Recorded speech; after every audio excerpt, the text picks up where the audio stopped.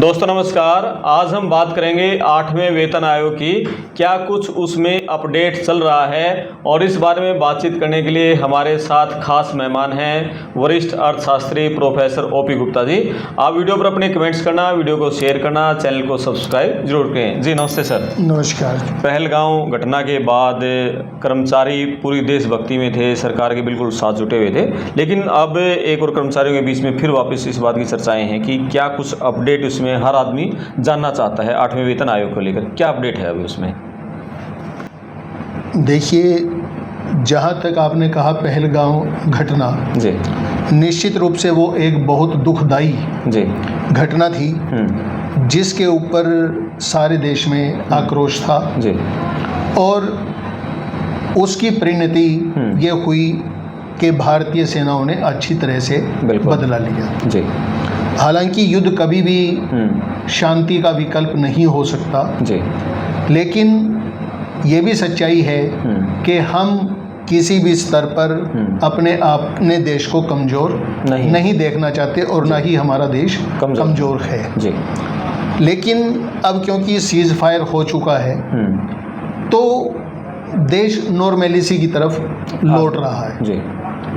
और उसी के संदर्भ में 5 मई को एक मीटिंग हुई और 5 मई की मीटिंग में जो national council and joint consultative machinery, यानी एक तरफ सरकार और एक तरफ जो कर्मचारी संगठन हैं, उनकी 13 मेंबर की जो 13 सदस्यों की समिति है, उनके बीच में एक बैठक हुई। उस बैठक में बहुत सारी चीज़ों के ऊपर सहमति बनी जी।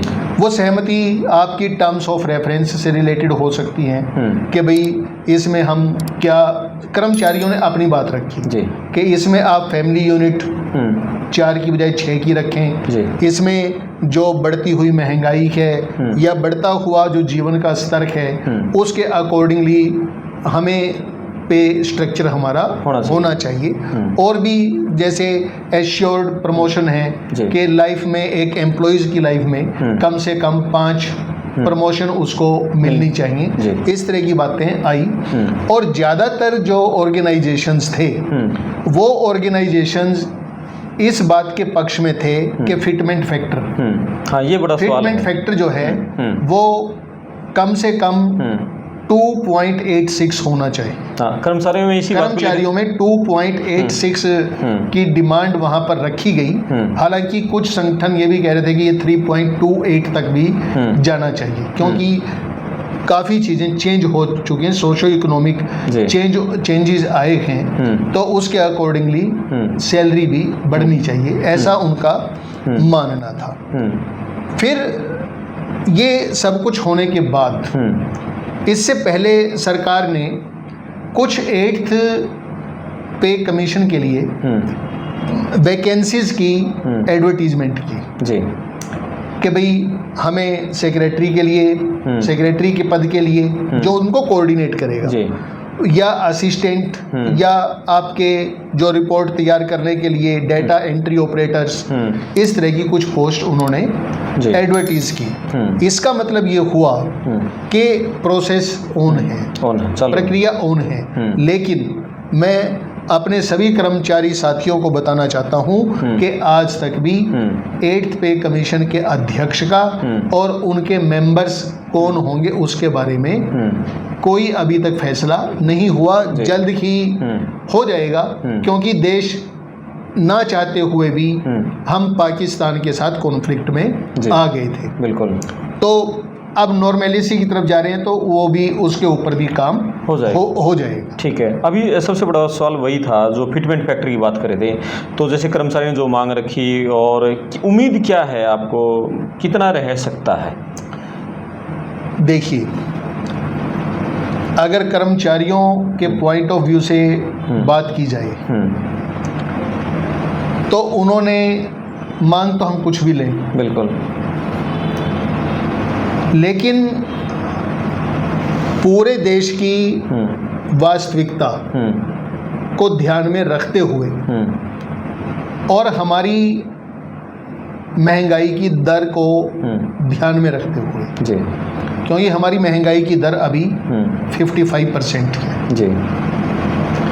जुलाई से एक और किस्त शुरू होगी, ड्यू हो जाएगी जी। और उसके बाद जनवरी 2026 से ये लागू होगा। हम ये भी मान लें कि जनवरी में भी अगर तब तक लागू नहीं होता तो जनवरी की भी जो किस्त होगी वो किस्त भी इसमें इंक्लूड अगर कर ली जाए जी। अभी इस बात पे डिसाइड नहीं है कि वो कितना लेके चल रहे हैं कि 55% तो लेके चलेंगे ही जी। क्योंकि 55% तो एट प्रेजेंट है। तो इसके बाद कितना वो और फैक्टर करते हैं।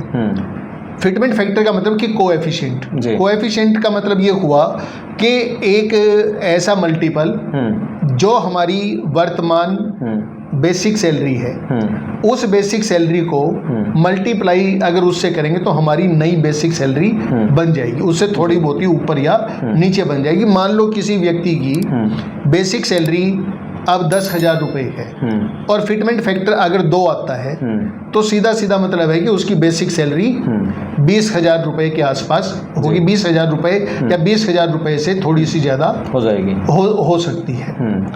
अब इसमें आपके HRA मेडिकल वो कितने डिसाइड होते हैं जी। किस प्रकार के आपको एडवांसेस गवर्नमेंट अलाउ करती है या नहीं करती, या और आपकी टर्म्स ऑफ कंडीशंस क्या हैं क्या नहीं, उन चीज़ों के ऊपर अलग से प्रभाव पड़ता है। ठीक है। अब अगर मैं बात करूं कि 7th पे कमीशन की, और 7th पे कमीशन से पहले 6th पे कमीशन की। 6th पे कमीशन में हमारा फिटमेंट फैक्टर 1.86 था जहां तक मुझे ध्यान है। और 6th पे कमीशन में जो सैलरी बढ़ी थी वो अब तक जितने भी पे कमीशन है उनमें सबसे ज़्यादा बढ़ी। 6th में सबसे ज़्यादा, 6th में जी। और 7th पे कमीशन में हमारा फिटमेंट फैक्टर था आपका 2.57 जी, जबकि सैलरी जो बढ़ी थी वो कम बढ़ी थी जी। यानी 6th से फिटमेंट फैक्टर कम था, ज़्यादा था, सैलरी इंक्रीज कम थी जी। तो एक तो ये दिमाग से हमें निकाल देना चाहिए कि जितना ज़्यादा फिटमेंट फैक्टर होगा सैलरी उतनी ज़्यादा प्रतिशत ज़्यादा बढ़ेगी, ऐसा कुछ नहीं है जी। वो बहुत सारी चीज़ों के ऊपर डिपेंड करता है। फिर अब जो हमारा वर्तमान में DA का लेवल है, महंगाई की दर के जैसे 55% है, 2 किस्तें आप इसमें और जोड़ लो जी। अगर आप 3% की भी जोड़ोगे तो 61% हो जाएगी जी। अगर मैं इसको 6th पे कमीशन में हमारी 30-35% सैलरी बढ़ी थी, अगर उसके लेवल पे भी रखूं तो भी मेरे हिसाब से जो सैलरी बढ़ने की उम्मीद मुझे है,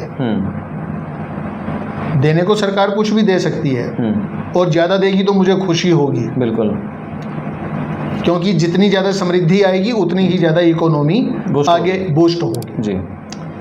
लेकिन ग्राउंड लेवल पे जो स्थिति है, और जैसा कि एक इंटरव्यू में हमारे रेवेन्यू सेक्रेटरी सुभाष गर्ग जी हैं, एक्स हैं, वो रिटायर हो चुके, जब उनसे पूछा गया कि क्या 2.86 पॉसिबल है तो उन्होंने फ्लैटली रिफ्यूज कर दिया कि सरकार इस स्थिति में नहीं है, इतना नहीं मिल सकता जी।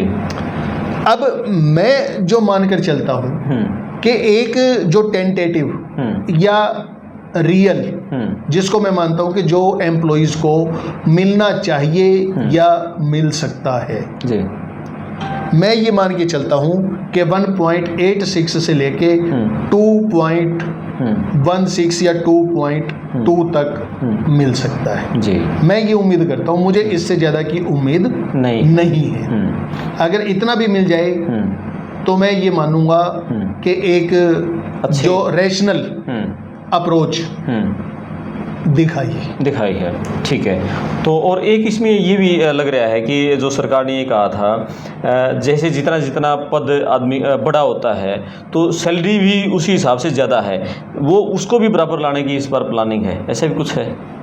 नहीं, वो तो फिटमेंट फैक्टर से ही करते हैं ना। हाँ। वो 7वें में था कि जिसकी जितना वो था, बल्कि ये एम्प्लॉइज की डिमांड है कि फिटमेंट फैक्टर सबके लिए एक समान हो। एक समान हो। 7वें वेतन आयोग में ऐसा नहीं था जी। 7वें वेतन आयोग में जो इनिशियल सैलरी थी, हालांकि जब आपकी नई सैलरी डिसाइड की गई थी वो सब की 2.57 से की गई थी, लेकिन जो टेबल्स बनाई गई थी, पे टेबल्स जो बनाई गई थी, उन टेबल्स में जो पहले कॉलम में आपकी सैलरी डिसाइड हुई थी, जिसको हम इनिशियल इंक्रीज इंडेक्स बोल देते हैं, कि वो जो था वो अलग अलग स्लैब्स में अलग अलग था। जी, ठीक है। अच्छा, ये सरकार की उम्मीद है कि रिपोर्ट अगले 26 में आनी है। लागू कब से होना 8वां वेतन आयोग? 1 जनवरी 2026 से। 1 जनवरी 2026 से।